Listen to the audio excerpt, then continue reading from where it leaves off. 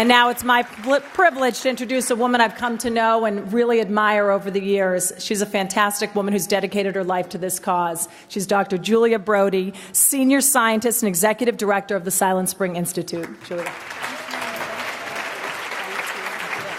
You good?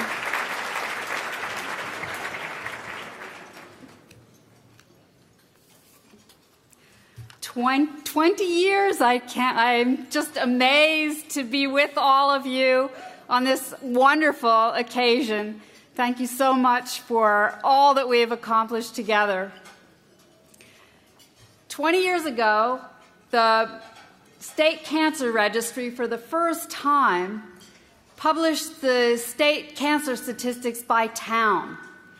And it turned out that 11 of the 15 towns on Cape Cod had breast cancer incidence that was significantly higher than the statewide rate.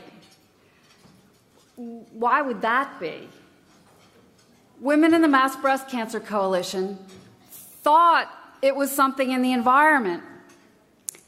And they were onto something really important, not just for Cape Cod, because as Kelly said, 80% of the women diagnosed with breast cancer are the first in their family to get the disease. So that means it's not mostly inherited genes. So what else was going on? So these amazing women, some of whom were here today and just were standing a minute ago, decided they needed a lab of their own science team, Silent Spring Institute, to find the answers. And they proceeded to create a completely new organization and a new approach to look at the environmental factors in the disease. A year and a half later, I had the chance to join Silent Spring. I was doing some environmental health projects for the World Bank, and I'm trained in epidemiology, but the hypothesis that they were working on was so new that I really didn't know much about it. They were working on the idea that everyday chemicals could mimic estrogen, which is a known breast cancer risk factor. So I felt I should consult a molecular biologist, and my college roommate just happens to be one. And I knew she would tell me the truth. So I called her up and said, "Is this plausible? This sounds really important, but is it really plausible?" And she said, "Yes, this is real. This is very concerning." So I knew at that moment that I had to do this job. And I'm so glad that I took that step at that time, because now, 20 years later, we're not really talking about whether this is plausible or not. The evidence is here. And Silent Spring Institute has contributed to an enormous body of evidence that tells us that chemicals in everyday products and pollution can be linked not only to breast cancer, but to other hormonal cancers and obesity and child development and the brain and a whole range of health effects. So think about how much has changed. Maybe many of you probably remember back then. When I took this job, it hadn't occurred to me that you could put chemicals into products without testing them for safety first. Now, I'm incredibly proud that Silent Spring Institute has been part of documenting that problem and beginning to catalyze change and solutions. We have now 3 major documents that capture this evidence: the President's Cancer Panel report, the Institute of Medicine, and a federal interagency report that puts this evidence out there. The first of those reports by the President's Cancer Panel said loud and clear that the environment holds enormous promise for reducing the burden of cancer. And one of the authors, Dr. Margaret Kripke, is right here. I met her when I went to testify, and I learned that she had started the year as a skeptic. But she ended the year feeling this was very sound science and important. And now she's on our board of directors. The next year, the Institute of Medicine came to the same conclusion, citing 11 Silent Spring Institute studies. So we're seeing change. You won't hear about this yet from some of the major cancer organizations or from most doctors. But there's an enormous momentum building, and the people in this room are a part of it. Consumers like you are saying to manufacturers, we have to get toxics out of products. And policy change is happening now in a majority of states. Just one example, my favorite, our scientific team found extremely high levels of flame retardants in California homes. And putting that, other researchers then followed suit and began pursuing this as well. And the governor responded by changing the state flammability rules. And this spring, one of our scientists bought a flame retardant-free couch for her new home. So change is happening. And change is coming to our research agenda as well. We've spent 20 years documenting the problems, which was a very important step to take, to put that evidence out there. Now our research agenda is turning to finding the solutions.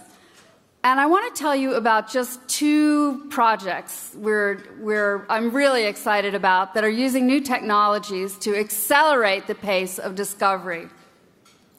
The first project is answering the questions, which chemicals are safer for the breast? So we get BPA, which is an estrogen mimic, out of products, and then all too often some new substitute like BPS comes in, and it's just as bad. So the problem has been that it's very expensive and time-consuming to test chemicals. And with 80,000 chemicals in commerce, we need faster, cheaper ways to figure out which ones are safe. So we have a collaboration now with the University of California, Berkeley, to develop a new method that uses this lab plate, just the size of your cell phone, that can test 1,000 chemicals in a day. And when we find a chemical that matches the fingerprint of a breast carcinogen, we know that's off the list as an ingredient in consumer products. So this is going to really change the ability to find better substitutes in the future.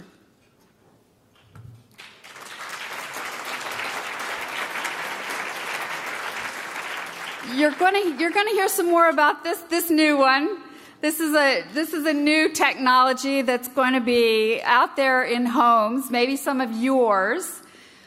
And it's going to help us track exposures. This little device has a potential to really add a whole new dimension to personalized medicine. So imagine if you could put this on your kitchen counter and get a report on hormone disruptors in your home and a prescription for cleaner air. This is actually not so far in the future. Some of you are going to have a chance later to be among the first to try it. And I'm really excited about the possibility to deploy it nationwide and worldwide, so we'll have better information about what we're exposed to. So I'm really, really grateful that I took the chance to join Silent Spring Institute all those years ago. Ellen Parker, you always supported our research team to do the ambitious work that no one else was doing.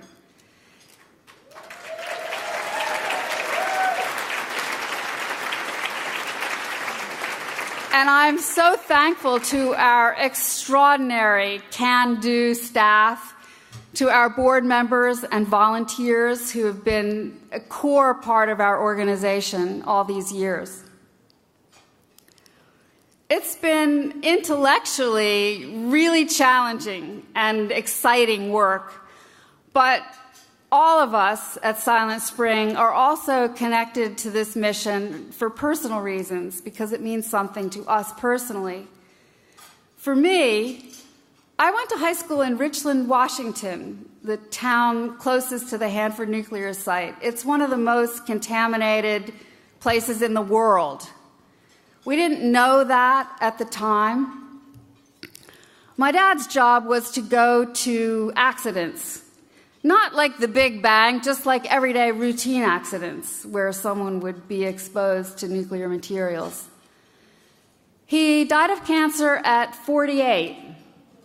I don't know why he got cancer, but I do know that as a high school student, before he got sick, when the hotline phone rang in my house once a month for emergency testing, I was thinking, who's in charge here? Who's decided that this technology is safe for my family? And that's what brought me to Silent Spring, because I felt personally the need for an independent lab of our own that's going to do the science to figure out what the relationship is between environmental exposures and health.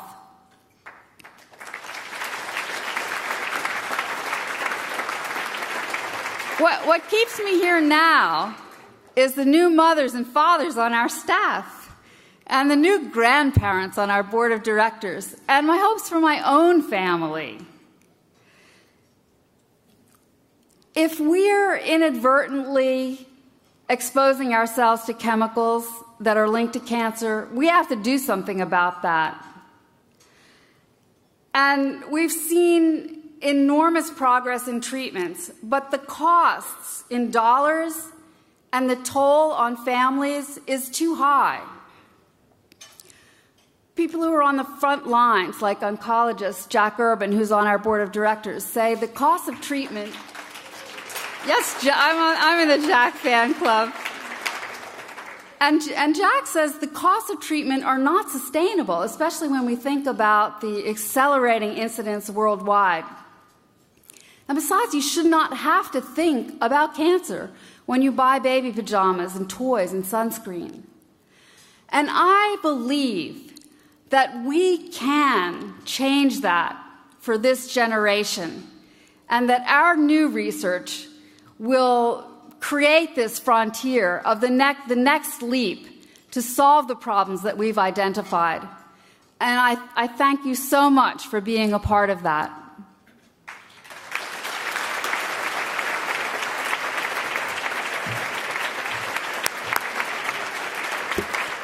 Julia, thank you for all you do. We appreciate it so much.